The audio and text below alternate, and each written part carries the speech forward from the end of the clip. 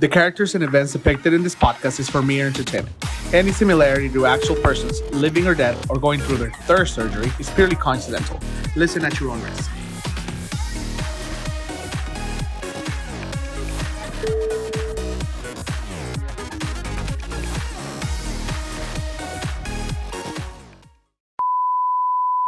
Hey guys, welcome back to another episode of Somos the Next Generation. On this episode, I want to talk based about a topic that I think is very necessary to put out there. It's very necessary to talk about. So this is going to be in a sense, a very serious topic. It's a topic that I've been trying to establish or put in one of the episodes for the past couple episodes. I did try to incorporate it in one of the episodes of last season, but unfortunately I was unable to. The planning and the scheduling just didn't work out, unfortunately. But I did make a little space for it on this season, and I wanted to get it out there. I wanted to take advantage of it because, like I said, I think it is very important to touch base about it. First of all, I want to, mention a bit of a fun fact in a sense, or an important date that I want to mention. On October 10th, so this was a few days ago, on October 10th, we celebrate I think it's an International Mental Health Awareness Day. So the objective of the day is to raise awareness of mental health issues around the world and to mobilize efforts in support of mental health. So the day provides an opportunity for all stakeholders working on mental health issues to talk about their work and what needs to be done to make mental health care a reality for people worldwide. First and foremost, before I continue, this episode is dedicated to all my fellow peers, all my family and friends, and anybody who needs to hear this. I know this past year and a half has been really difficult for everybody. It's been a bit overwhelming, and it has affected us in so many ways. Unfortunately, some are stronger than others, but it has affected us. And not only that, it has affected us on top of what we already feel. I actually want to talk about this in my perspective, in my point of view, because like I mentioned before, it has affected me in a sense. It hasn't affected me greatly, thankfully, and thank God. It hasn't affected me greatly, but it has affected people around me, people that I know, people that are really close to me. It has affected them. And I mean, not only because of the COVID era or anything like that, but just life in general. Sometimes you just wake up randomly and you just don't feel like going out to the world. You just don't feel like doing much. You kind of just want to close the blinds, make some food real quick, put on a show on TV, just sit on the couch with the cover on, and that's basically all you want to do. And that's also should be represented under this mental health issue, because it's not normal. It's depression that you feel inside that unfortunately you just don't know how to take care of. And sometimes you do, and you know how to get rid of that blue feeling or that sadness that you're feeling. And that's fantastic, because overall it's bad, Let's see. Like I said, for some reason, out of the blue, you just feel like everything you're doing is wrong. You feel like you start to question whether you're doing anything right, whether you're doing whatever you're doing, is it the correct thing? Am I going to make a mistake? Am I making mistakes? So it's just a really nasty seed that grows in your head, and just grows and grows and starts putting all these bad ideas in it. it breaks you down, unfortunately. And well, let's see. It brings you down. It causes you to feel overwhelmed. It makes you feel stressed.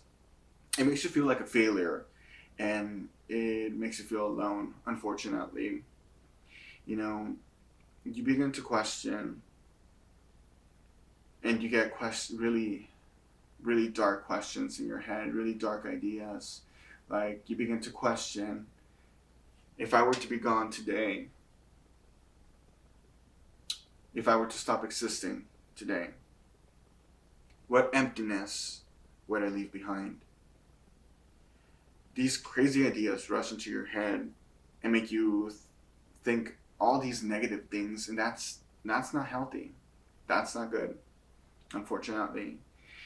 And again, I am speaking of experience. For instance, when I left my job back in June, at first it was like, okay, you know, it was June. It was my dad's birthday. It was Father's Day. I was planning on taking a week off anyway because I was gonna be out of town. And so that trip kind of extended for a little bit more, and it turned out to be about 2 weeks long. But then I came back. I came back home. I was looking for a job. I was on unemployment, and I was kind of I was really hoping, or not hoping, but I was counting on the unemployment help me out in the meantime. But unfortunately, that didn't work out. The unemployment has not worked out, and I was starting to run out of money. I was starting to run out of ideas. I had applied. I think I applied to over 15 jobs, 20 jobs. I'm not sure. I lost count, and I only heard back from two or three, and they all kind of stalled. Never heard back from them again, and so that was starting to be very overwhelming for me. Not only that, not only because I couldn't find a new job, but it was like money was tight, rent was around the corner, like it just became crazy. And like I said, you get these really ideas, these nasty ideas in your head, and it made me think, like, am I doing this right? Did I do this right? Have I made a mistake? And I started to question all these things, and I started questioning more things. Started questioning my life choices, and not just for the past 2 months or the past 3 months, but my life choices in general. Have I done things, everything, like, have I done things right at all? My friendships, my relationships, have I done anything right? And it's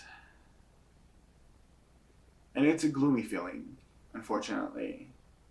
And this is why I wanted to bring it out, because it also helps out to talk about it, to let it out. Because sometimes if you let it sit in your chest, it starts burning up and it starts killing you inside, little by little, and it just starts to kill any positive energy, any positive vibes that you have inside. And it's important to talk about it. Um, Recently, and for respect of the person and those people around the person, I won't mention a name. Um, but recently, a close friend of mine had a close encounter with suicide. I found out perhaps a month after the incident, and it was kind of it was an overwhelming feeling. It was a shocking feeling. Uh, a feeling of, damn, have I been a bad friend? And I know this person forever, for the longest, if you may say, and just knowing that this person who used to be very chirpy, very loud, very happy, like, just made an attempt against their life, and it's crushing, you know. Thankfully and thank God, um, the person has was taken care of on time. I think the person, unfortunately, my friend, unfortunately, I think became in a coma for about 3 days because of the incident, and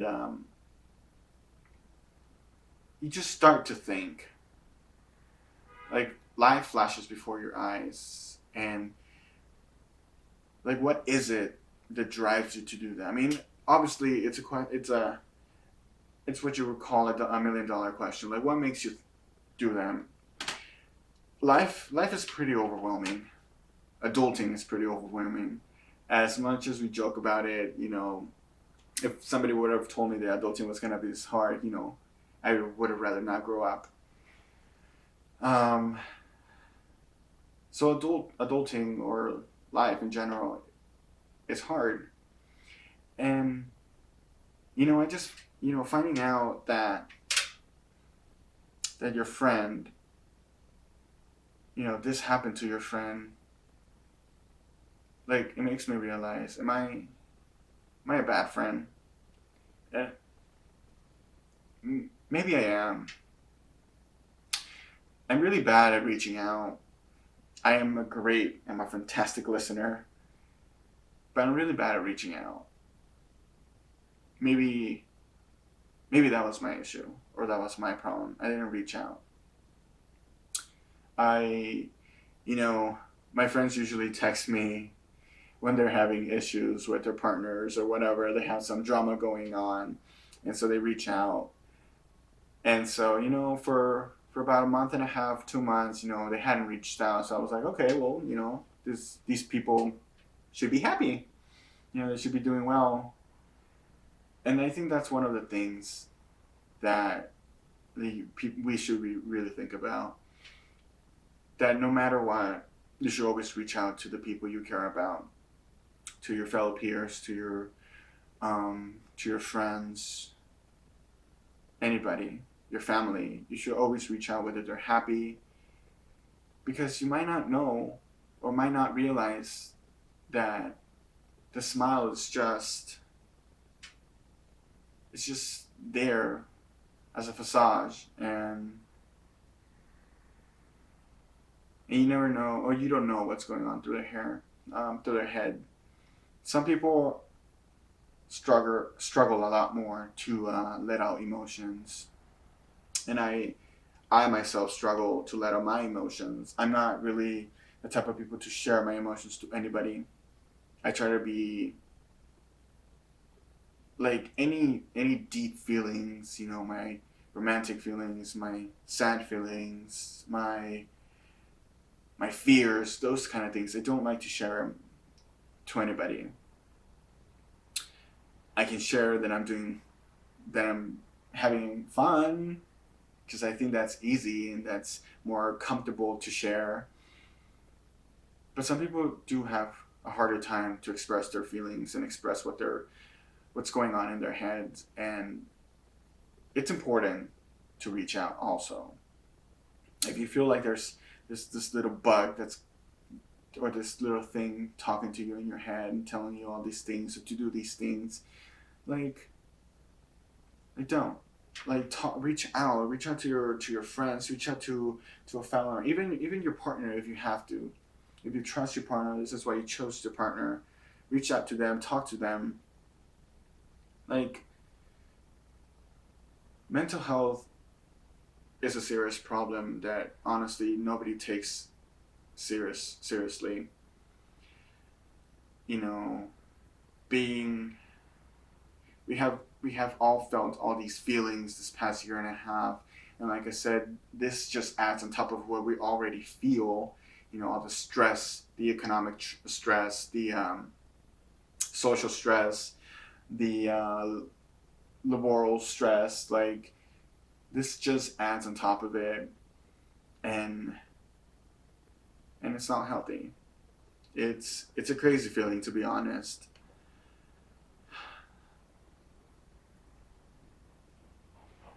You know, I just want to say that unfortunately, I mean, this person did mention the reason why they wanted to take their life because they felt like they were a failure.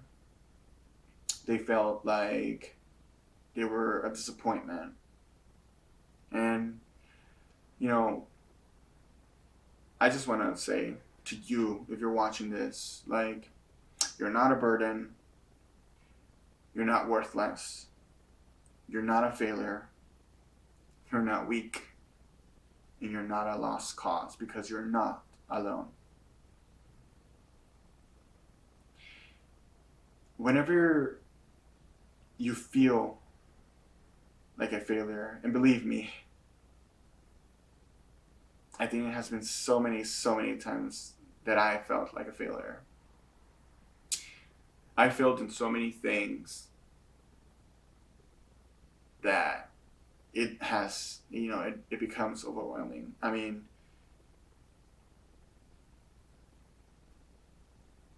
I wish we can all go back in time to fix whatever we didn't like or whatever we wanted a different outcome of. I sometimes I do feel like a failure, and I always try to motivate myself out of those thoughts, get away from the idea that I failed as a student, as a boyfriend, as a partner, as an employee, as a son, as a brother.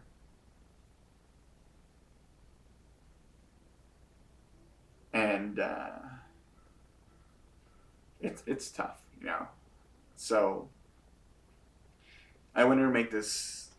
I wish Daniel was here also to share some thoughts, and that way I won't be blabbering all over the place. Um, I think I might close this episode down already. I just really wanted to get that out there and let all my friends know that if you ever need me, I'm always gonna be there for you. A text away, a phone call away. I don't like to do phone calls. I don't like to do video chats. But if you really need me, I can do that. It won't kill me to do a video uh, for like an hour or whatever for just one day. So, friends and family, fellow peers, as part of the this podcast, use this platform to reach out, to talk to somebody. Don't ever feel like a failure. If you're feeling overwhelmed, reach out, talk to somebody, let it out. Even just go for a jog, try to burn it out, let it out. Don't let it feed up inside. Don't let it grow inside. So again, and if you ever feel like this is it, this is it for me, I'm done, it's time for me to move on, there is a hotline for suicide prevention, and you can always call this number at 800-273-8255. So if you can never reach out to a friend, or you don't feel comfortable reaching out to a friend about these things, there is an anonymous hotline that you can talk to somebody. Let them know what you're feeling so they can help you out. Always reach for help. Never think you don't need help. Thank you guys.